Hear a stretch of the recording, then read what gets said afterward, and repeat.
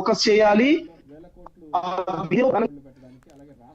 యాక్చువల్గా ఇప్పుడు ఈ ఆత్మహత్యలు ఆగాలంటే కాలేజీల మీద కఠిన చర్యలు తీసుకుని వాళ్ళ ఏ కాలేజీలు అయితే మరణాలు సంభవించాయో అక్కడ స్టాఫ్ మీద కానీ ఆ కాలేజీ ఎఫిలియేషన్ రద్దు చేయకపోతే ఈ మరణాలు ఆగవు కదా అంటున్నారు. మనకంటూ ఒక బలమైన క్యాపిటల్ ఉండాలి, అలాగే మరి కావాల్సినటువంటి వసతులన్నీ ఉండాలి. ఇన్ఫ్రాస్ట్రక్చర్ డెవలప్ అవ్వాలంటే ఈ ఎన్డీఏ కూటమి చాలా కీలకమైంది. ఈ ఎన్డీఏ కూటమిలో జరగబోయేటువంటి వినపడుతుందా సిద్దిక్ గారు? వినపడుతుందా సార్? చెప్పండి సార్, వినపడుతుంది. ఈ కాలేజీలో ఈ బలవన మరణాలు ఆగాలి, అధిక ఒత్తిడి వల్ల అవ్వాలంటే ఈ పోలీస్ కేసులే కాదు, మొత్తం కాలేజీ మీద, మేనేజ్మెంట్ మీద, అక్కడ అధ్యాపకుల మీద చర్యలు తీసుకుని ఒక 2-3 కాలేజీ మీద నోటీసులు ఇచ్చి చర్యలు తీసుకుంటే ఆత్మహత్యలు ఆగవంటారా తెలుగు రాష్ట్రాల్లో? సార్, అవి ఒక కంటి తుడుపు చర్యలే అవుతాయి సార్. ఎందుకంటే ప్రతి కళాశాలలో కూడా ఒక సైకాలజిస్ట్ పెట్టాలి. ఎస్, పిల్లల యొక్క స్వేచ్ఛకు వదిలేయాలి. పిల్లల యొక్క చదువులు అనేటివి పిల్లల యొక్క శిక్షను వదిలేయాలి. ఇందులో తల్లిదండ్రుల పాత్ర ఉంది, ప్రభుత్వం పాత్ర ఉంది, విద్యా సంస్థల పాత్ర అనేది చాలా కీలకంగా ఉంటుంది.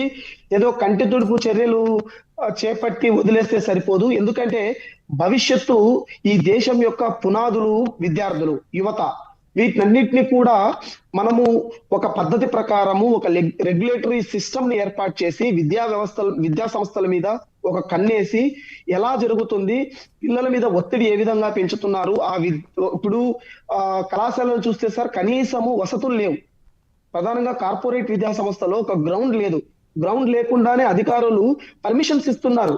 వాటిని నియంత్రించాల్సినటువంటి బాధ్యత ఈ రాష్ట్ర ప్రభుత్వాల మీద ఉంది.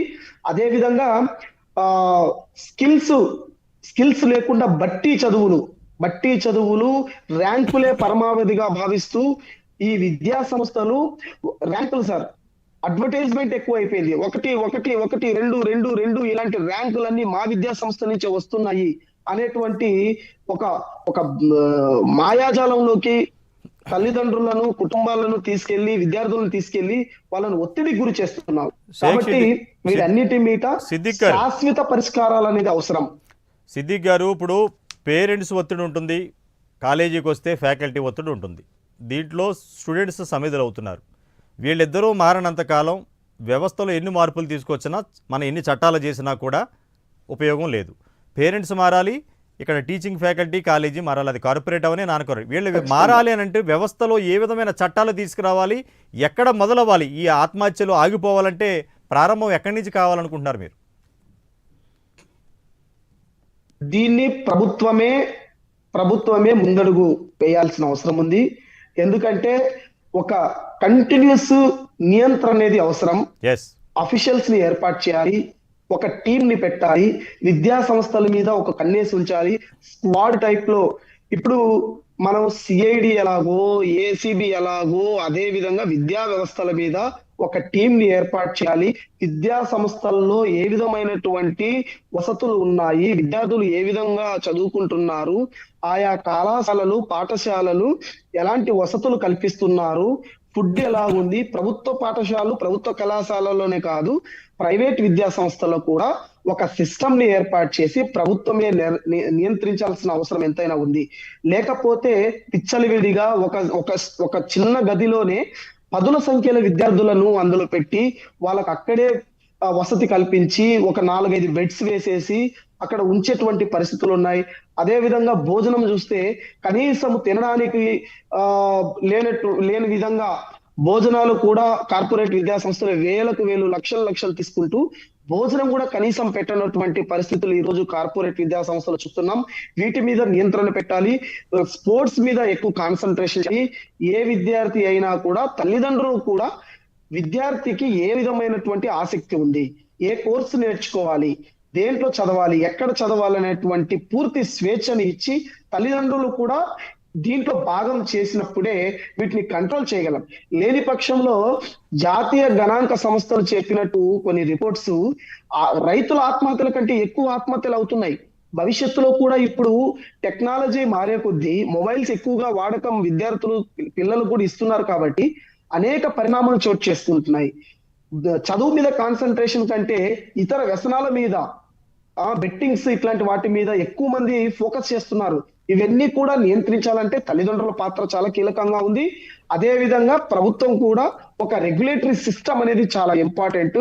ఈ సిస్టమ్ లేకపోతే విద్యా సంస్థలు వాళ్ళకు నచ్చినట్టు వాళ్ళ ఇష్టానుసారంగా వాళ్ళు చెప్పిందే వేదం అన్నట్టు ఫీజులు పెంచేస్తున్నారు.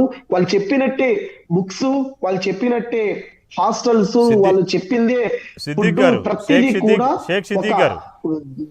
షేక్ సిద్దిక్ గారు వినపడుతుందా? సార్ ఇప్పుడు ఇంటికాడ పేరెంట్స్ ఇబ్బంది పెడతారు, కాలేజీలో ఫ్యాకల్టీ ఇబ్బంది పడతారు. వాళ్ళు అదే కాలేజీలో ఇంట్లో కంప్లైంట్ చేస్తే వీళ్ళ మీద యాక్షన్ తీసుకుంటే అదొక రకమైన స్ట్రెస్ ఫీల్ అవుతారు. వీళ్ళకి గవర్నమెంటే ఒక హెల్ప్ లైన్ నెంబర్ని పలానా కాలేజీలో అంటే వీళ్ళ వివరాలు గోప్యంగా ఉంచి ఆ కళాశాలలో ఆ ఫ్యాకల్టీ, ఆ డీను, లేకపోతే ఆ లెక్చరరు వీళ్ళు ఇబ్బంది పెడుతున్నారని ఒక హెల్ప్ లైన్ నెంబర్ని ఏర్పాటు చేస్తే తద్వారా స్టూడెంట్స్కి అటు పేరెంట్స్కి ఇబ్బంది లేకుండా ఉంటుంది కదా. జాతీయ స్థాయిలో పార్లమెంటరీ స్థాయి సంఘం అండి ఒక సలహా కూడా ఇవ్వడం జరిగింది కేంద్ర ప్రభుత్వానికి. ఏంటంటే ఒక హెల్ప్ లైన్ నెంబర్ అనేది టోల్ ఫ్రీ నెంబర్ ని ఏర్పాటు చేయాలి. ఎందుకంటే పిల్లవాళ్ళు, విద్యార్థులు ఏదైనా మానసిక స్థితి సరిగ్గా లేకపోతే, ఏదన్నా ఒత్తిడి గురైనప్పుడు వెంటనే ఆ హెల్ప్ లైన్ నెంబర్ కి కాల్ చేసే విధంగా ఒక హెల్ప్ లైన్ నెంబర్ ని కూడా ఏర్పాటు చేయండి అనేటువంటి విషయాన్ని కూడా పార్లమెంటరీ స్థాయి సంఘం కూడా ప్రభుత్వానికి నివేదించింది.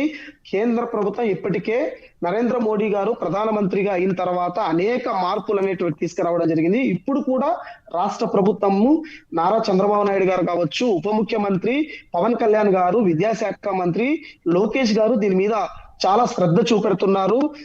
ఇప్పుడు వచ్చే విద్యా సంవత్సరం నాటికి ఇవన్నీ కూడా తొలగిపోవాలని మేము కూడా ఆశిస్తున్నాం. ఆ రకంగా ఈ రాష్ట్ర ప్రభుత్వానికి, కేంద్ర ప్రభుత్వానికి కూడా మేము కూడా డిమాండ్ చేస్తున్నాం. ఒక టోల్ ఫ్రీ నెంబర్ లాంటిది కంటిన్యూస్ గా ఉండేటట్లు ఒక హెల్ప్ లైన్ నెంబర్ ఏర్పాటు చేస్తే ఏ విద్యార్థి అయినా కూడా ఏదైనా ఒత్తిడికి గురైతే ఆ కాల్ చేసి ఆ సందేహాలను నివృత్తి చేసుకునే అవకాశం ఉంటుంది. ఏదన్నా ఎక్కడైనా కళాశాలలో ఏదైనా ఇబ్బందులు ఏర్పడినా కూడా వెంటనే ఫిర్యాదు చేసేటువంటి అవకాశాన్ని కూడా కల్పించిన వాళ్ళు అవుతారు. కాబట్టి ఆ రకమైనటువంటి చర్యలను ఈ రాష్ట్ర ప్రభుత్వం, కేంద్ర ప్రభుత్వాలు కూడా తీసుకోవాలి. తీసుకుంటేనే భవిష్యత్తును, విద్యార్థులను మనం కాపాడుకోగలము. అంటే లేకపోతే చాలా ప్రమాదము.